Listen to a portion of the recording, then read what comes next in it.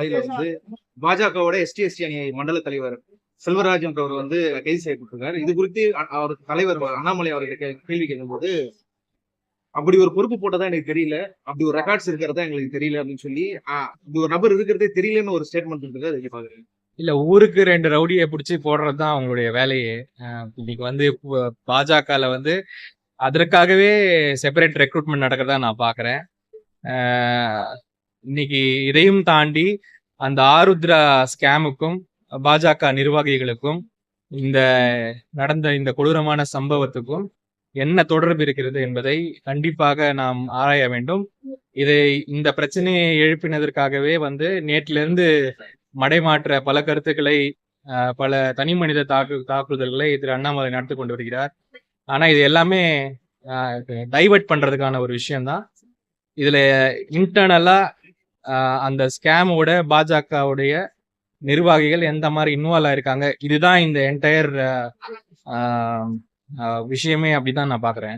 ஆருத்ரா பத்தி கேள்வி எழுப்பதற்காக பாஜக சமூக விரோதிகள் ஊடுருவாங்க அப்படின்னு கேள்வி எழுப்பதற்காக இன்னைக்கு காங்கிரஸோட மாநில தலைவர் வந்து தனிநபர் தாக்குதல் உள்ளாக்கப்பட்டிருக்கார். இந்த கமெண்ட்டுக்கு எதனா கேஸ் வழக்கு எதனா போடுவீங்களா அண்ணாமலை? இல்ல, கண்டிப்பாக எங்க கட்சியின் மூலமாக எல்லா விதமான எதிர்ப்புகளும், பல்லாயிரக்கணக்கான தொண்டர்கள் இதுக்கு எதிர்ப்பு தெரிவிக்கிறோம், வன்மையா கண்டிக்கிறோம். இந்த மாதிரி வந்து ஒரு பொறுப்பு இல்லாம ஒரு தனி மனிதன் தாக்குதல் பண்றது, வன்மத்தோட பேசுவது, இதெல்லாம் தமிழக அரசியல்ல புதுசான ஒரு விஷயம். இது அண்ணாமலை பண்றதுனால அவருக்கு கவரேஜ் கிடைக்கும்னு நினைக்கிறாரு. கவரேஜ் கிடைக்கிறதோட தமிழ் மக்களின் ஒரு வெறுப்பை தான் சம்பாதிச்சுப்பான்றதை நான் ஆழமா சொல்ல விரும்புறேன். 2வது வந்து இன்னைக்கு அவர்களுடைய கட்சியுடைய பெரிய தலைவர்கள், அமித்ஷா போன்றவர்கள்லாம் தடிப்பாரே பண்ணப்பட்ட ஆட்கள். அவர்களுடைய லிஸ்ட் எல்லாம் எடுத்தோம்னா அதுக்கப்புறம் அது வேற லெவலுக்கு போகும்.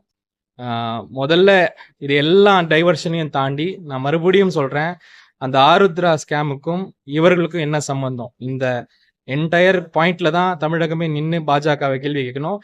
அதுக்கு திறமை இருந்தால் பதில் சொல்லட்டும். அந்த கேள்வி அவர்கிட்ட கேட்டதுக்கு அமர் பிரசாத் ரெட்டி தான் ஹரீஷை வந்து ஆருத்ராவோட சிஓ ஹரீஷை வந்து பாஜக இணைத்து பாதுகாப்பு கொடுத்திருக்காரு, அப்போ நீங்க அதுக்கு பதில் சொல்லணும்ல அப்படின்னு அதை கேட்டதுக்கு, அப்படி உங்களால நிரூபிக்க முடியாது, நீங்க கைது பண்ண வேண்டியதானே, அமர் பிரசாத் ரெட்டி போட்டிருக்காரு சொல்லி, ஆமா உண்மை, அப்ப நீங்க கைது பண்ண வேண்டியதானே அப்படின்னு.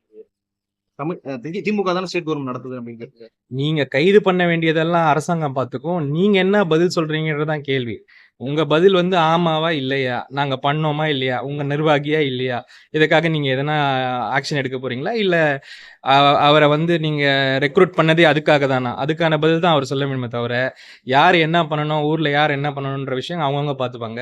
அதனால அவர் வந்து பேசுற பாதி பதில்கள் வந்து மடைமாற்றத்திற்கான பதில்கள். அதை வந்து திறமையாக அந்த அளவுக்கெல்லாம் நம்ம வந்து இதெல்லாம் இந்த ஆர்குமெண்ட் எல்லாம் போய் மாற்றுறதுக்கெல்லாம் இல்லை. இன்னைக்கு தமிழக காங்கிரஸ் கமிட்டி தலைவரின் மீது ஒரு தனி மனித தாக்குதல் நடத்தினதுக்கும் இது மட்டும்தான் காரணம். ஏன்னா டைவர்ட் ஆகி நாளைக்கு இந்த இஷ்யூ தான் வருமே தவிர அந்த ஆருத்ரா மேட்டர்ல இருந்து வெளியே வந்துருவாங்கன்ற விஷயம். ஸோ என்னை பொறுத்த வரைக்கும் நான் மறுபடியும் இந்த கேள்வி தான் அவர் முன்னாடி வைக்கிறேன், ஆருத்ரா ஸ்கேமுக்கும் உங்களுடைய நிர்வாகிகளுக்கும் இந்த கொலைக்கும் என்ன சம்பந்தம்? இந்த சம்பந்தத்தை பத்தி உங்களுடைய கருத்து என்ன? சார், 2 பேரும் ஒரே ஸ்டேட்ல ஒர்க் பண்ணிருக்கீங்க, நேரம் வரும்போது அவரை பத்தி சொல்லுவோம் அப்படின்ற மாதிரி சொல்லியிருந்தீங்க. இந்த நேரம் வந்துச்சு இல்ல, இங்க பாருங்க, இன்னைக்கு வந்து நான் சொன்ன மாதிரி அவர்களுடைய அரசியல் சித்தாந்தமே ஒரு மோசமான சித்தாந்தம், மக்களின் மீது திருப்பும் சித்தாந்தம், கோபத்தையும் வன்மையும் வெறுப்பையும் மட்டுமே பரப்பும் சித்தாந்தம். முதல்ல நாங்க அந்த சித்தாந்தத்தை தான் நாங்க எதிர்க்கிறோம். தமிழகத்துல வந்து நாங்க வந்து எடுத்த உடனே இந்த தனி மனித தாக்குதலுக்குலாம் போறது வந்து ஒரு நல்ல அரசியல் நாகரிகம் அல்ல. பட் இதே லெவல்ல போயிட்டு இருந்தது, அதுவும் வரதான் செய்யும். சார், பிபிசில நீங்க சமீபமா அழிச்ச இன்டர்வியூ வந்து நம்ம வந்து பிராமணத்தை வந்து எதிர்த்திருக்கிறோம், ஆனா வந்து சாதி எதிர்க்க தோத்துட்டோம்னு சொல்லியிருக்கீங்க. எந்த பொருள் அது? இல்ல, பொருள் இதுதான். சாதி என்பது ஒரு கட்டமைப்பு, அது மேல இருந்து கீழே வரைக்கும் இருக்கு. அந்த சாதி எதிர்ப்பை நோக்கி நம்ம பெரிய லெவல்ல முன்னாடி போகல. நம்ம வந்து அதுக்கான வேலைகள் நிறைய செய்ய வேண்டியது இருக்கு. அது படிப்பினையில இருந்து ஆரம்பிச்சு, புரிதல்ல இருந்து ஆரம்பிச்சு எல்லாத்தையும் செய்ய வேண்டியது இருக்கு. சாதி எனும் ஒரு கட்டமைப்பை புரிந்து கொண்டால்தான் அதை நம்ம நிறுத்த முடியும். இல்லைன்னா இந்த மாதிரி விஷயங்கள் நடந்துதான். தமிழகத்துல வந்து அனைத்து சாதியினரும் ஆச்சரியாகணும்ன்றது திட்டமா இருக்கட்டும், சமத்துவபூர்வ திட்டங்களா இதெல்லாம் கொண்டு வந்திருக்காங்க, இதெல்லாம் போதாது, இன்னும் போதலை அப்படின்ற மாதிரி பாக்குறேன். அதாவது அண்ணல் அம்பேத்கருடைய வேர்டை நான் கோட் பண்ண விரும்புறேன். Caste is superimposition of exogamous society over endogamous society over exogamous society. அதாவது ஒரு திருமணங்களில் தான் ஜாதி இருக்குது. அது வந்து அர்ச்சகர் ஆகுறதுலயோ இல்ல வந்து கூட உட்கார்ந்து சாப்பிடுறதுலயோ கிடையாது. என்னைக்கு நம்ம சமுதாயம் வந்து எல்லாவித திருமணங்களையும் மனப்பூர்வமாக ஒத்துக்கொள்றாங்களோ அன்னைக்கு சாதி இல்லைன்னு நானும் ஒத்துக்கிறேன். So, இந்த எதிர்க்கட்சி எல்லாம் சிபிஐ விசாரணை கேட்டுருக்காங்க. ஆனா எங்க லோக்கல் பார்ட்டிஸ் எல்லாமே வந்து சிபிசிஐடி போதுன்ற மாதிரி சொல்றாங்க. உங்களுடைய பார்வை அதுல எப்படி? சிபிஐ இன்னைக்கு எந்த நிலைமையில இருக்குன்னு எல்லாருக்குமே தெரியும். யாரு எந்த விதமான லைன் எடுப்பாங்கன்னு தெரியும். அதனால சிபிஐ மேல எனக்கு பர்சனலா பெரிய நம்பிக்கை இல்ல. Tamil Nadu police very capable police. அது இன்வெஸ்டிகேஷனோட 4வது நாள் 5வது நாள் நடந்துட்டு இருக்கு. கண்டிப்பாக அது எல்லாத்தையும் வெளியே கொண்டு வருவாங்க. எல்லாரும் சொல்ற மாதிரி பேக்ரவுண்ட்ல இருக்கிற ப்ராப்ளம் என்ன, செஞ்சது யாருன்றது அப்படின்றது ஒரு விஷயம் கூட, பேக்ரவுண்ட்ல இருக்கிற விஷயங்கள் என்ன, இந்த ஆருத்ரா ஸ்கேம் அப்புறம் அதை தாண்டி இருக்கிற விஷயங்கள், பாஜகவோட இன்வால்மெண்ட், இது எல்லாமே நம்ம பார்த்துதான். சார், தமிழகத்துல சட்ட ஒழுங்கு சரியில்லை தொடர்ச்சியா. அதே மாதிரி தலித் தலைவர்களுக்கு பாதுகாப்பு இல்லைன்னு சொல்லி குற்றச்சாட்டு பல தலைவர்கள் வச்சுட்டு வராங்க. இதை நீங்க எப்படி பாக்குறீங்க? இல்ல இப்போ இது வந்து ஒரு சிஸ்டமிக்கா நடக்குதா இல்லையான்னு நான் அந்த பாயிண்ட்டுக்கு போக விரும்பல. பட் இன்சிடென்ட்ஸ் நடக்கிறது என்னவோ நிஜங்கள் தான். இதை வந்து கண்டிப்பாக நம்ம வந்து ஒரு சமுதாயமாகவும் ஒரு அரசாங்கமாகவும் இதை கண்ட்ரோல் பண்றதுக்கான எல்லா முயற்சிகளையும் எடுக்க வேண்டும். எனக்கு முழு நம்பிக்கை இருக்கு. முதலமைச்சரின் ஒரு பார்வையின் மீது, அவருடைய ஒரு அட்மினிஸ்ட்ரேஷன் மீது கண்டிப்பாக அதற்கான முயற்சிகளை அவர் எடுப்பார். இந்த குற்றச்சாட்டுக்கு எதனா இன்டென்ஷன் இருக்குதான் நினைக்கிறீங்களா? இல்ல, குற்றச்சாட்டு அவங்க பெர்ஸ்பெக்டிவ்ல வைக்கிறாங்க. பட் எனக்கு வந்து பர்சனலா நம்மளுடைய அட்மினிஸ்ட்ரேஷன் மேலயும் முதலமைச்சர் மேலயும் நிறைய நம்பிக்கை இருக்கு.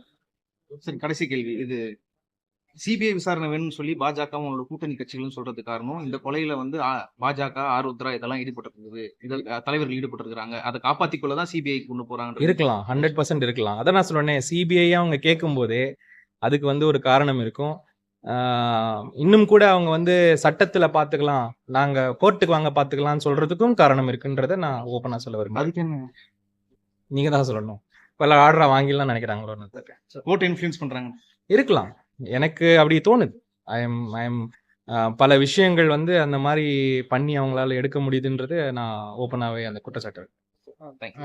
இன்னைக்கு நம்ம சென்னையில இருக்கிற ரொம்ப முக்கியமான லயோலா காலேஜ் அதோடைய student council oath taking ceremony, அதுக்கு வந்து என்னை வந்து முக்கிய பேச்சாளராக அழைத்திருந்தாங்க. இங்க வந்து எல்லா ஸ்டூடெண்ட்ஸ் கூடயும் ஒரு இன்டராக்டிவ் செஷன், அப்புறம் வந்து ஒரு உரையும் ஆற்றி அவர்களுக்கு வந்து என்னுடைய வாழ்த்துக்களை தெரிவித்தேன். இன்றைய காலகட்டத்தில் மாணவர்களுடைய ஒரு பல பிரச்சனைகள் இன்னைக்கு அவங்க சந்திச்சுட்டு இருக்காங்க.